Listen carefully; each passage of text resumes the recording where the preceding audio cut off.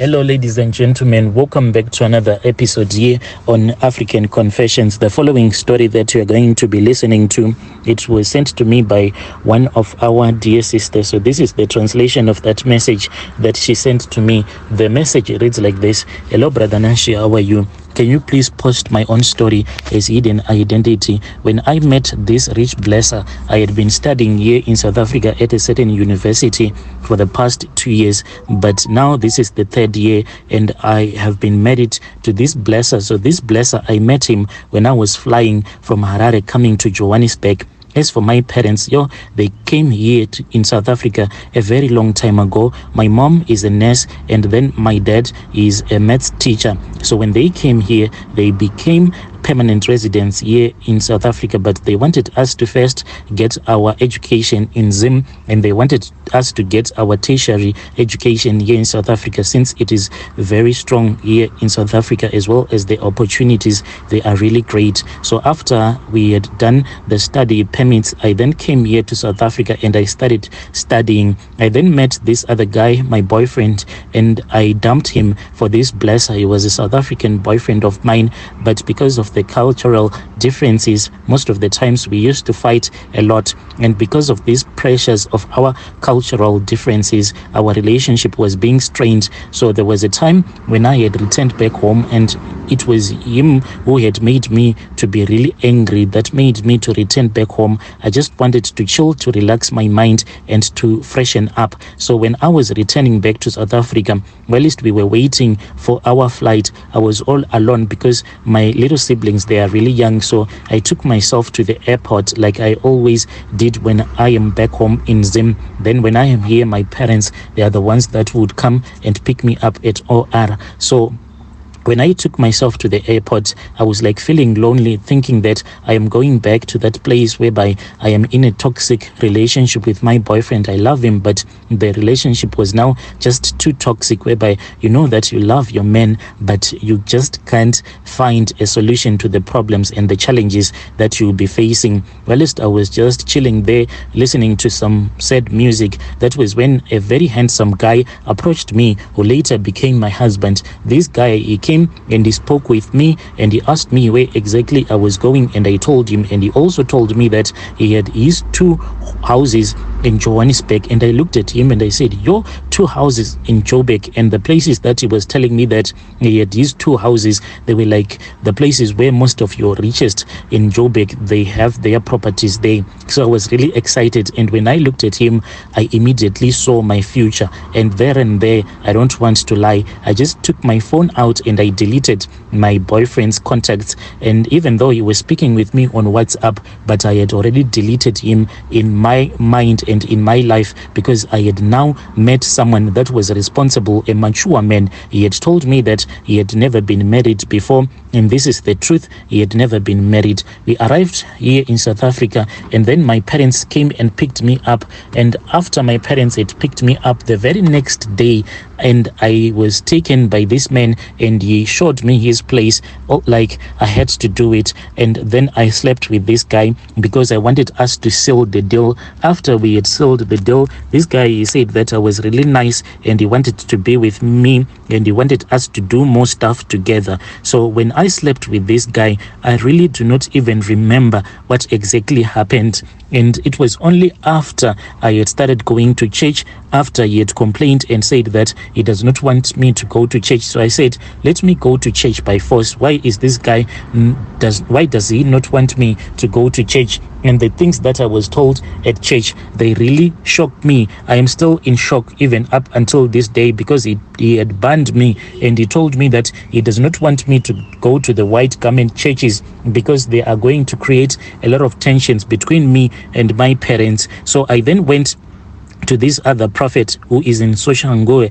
And when I went to that prophet, the prophet then told me that my husband is actually a ritualist. Me and my husband, we went on our honeymoon in Thailand, and whilst we were there, when we made love, like always, I will just faint. The excitement and the pleasure will just be too much. Then I'll end up fainting. Only after this guy would have came from top, only after this guy would have finished making love to me, that is when I'll wake up and I'll start to ask him what exactly is going on. So that prophet then told me that the reason as to why I would only wake up after him making love to me, it is because this guy, he uses his middle finger when he is making love to me, for his manhood it is rotten. When this prophet told me that my husband's manhood it is rotten, it is a very big wound that cannot be healed, because that wound is the sacrifice. He sacrificed his manhood when he went to do these rituals.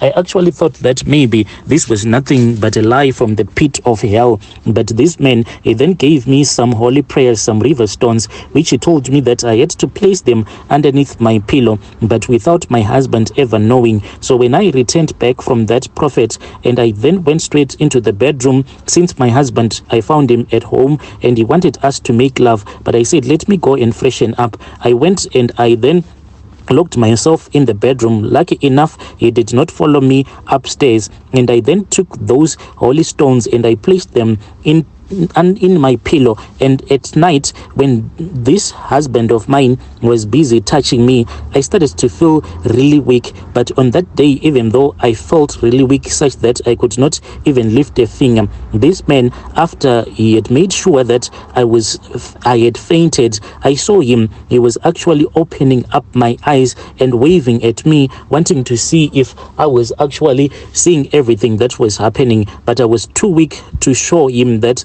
I was still conscious and I was seeing everything that was happening. So this guy, he then got up from the bed, and after he had gotten up from the bed, there is this other room in his house that is not allowed to be opened up. He only told me that he has some guns there and he has some expensive jewelry that is in there. So he refused to show me that room because he told me that most of his jewelry that is very expensive, it is in that room. So he does not want a situation whereby if we get robbed, then the robbers are going to force me to open up the safes that are in that room. That guy, I actually had him going into that room. He spent about 10 minutes in that room, and when he came back, he was like dressed up in a red garment, this garment like those ones that they wear in the red garment churches, and it even had a cross that was upside down. The man then came on top of the bed, and he did not come on top of me, but he was actually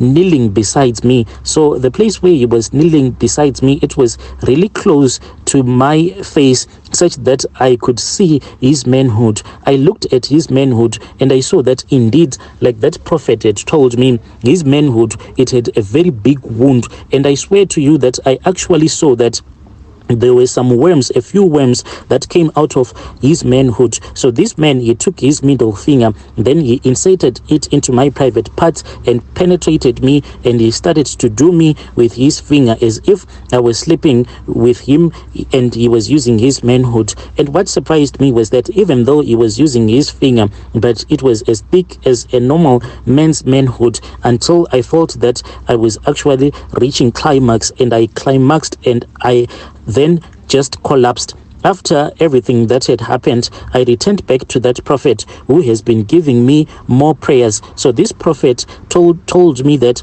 I should not reveal this secret to my husband. I should just pretend as if everything is okay. But he told me that when he goes to Zim, when he comes back, he is going to give me more prayers, because he said that my husband, he is very powerful. And as for my husband, he is friends with these other guys that are from Nigeria. These guys, they are so mysterious. I've never seen these guys with girls, and they are always driving your black cars. Where they get their money from, you'll never even understand. So he told me that I should not risk telling my husband that this is what he told me. He said that he's going back to Zim so that he can be strengthened. And when he comes back, then he's going to give me some prayers that is going to clean my system, because he said that each and every time when my husband does these things using his middle finger, he actually dips his middle finger into the altar, and in that altar there is this pot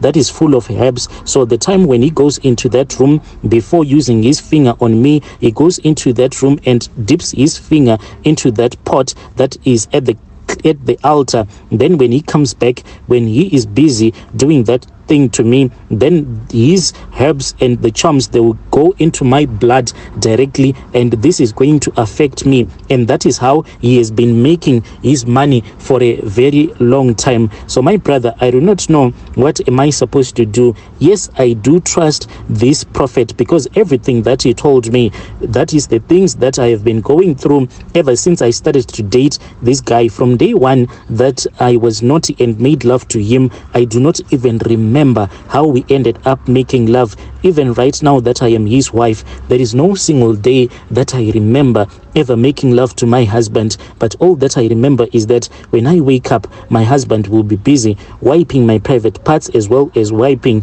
his own private parts. And I'll actually feel that there will be some semen down there, as if I am a woman that has finished having intercourse with a man. This is my own story, my brother. Dear listeners, right there was a message that was sent to me by our dear sister right there, a translation of the message that she sent to me. Strange things do happen in this world.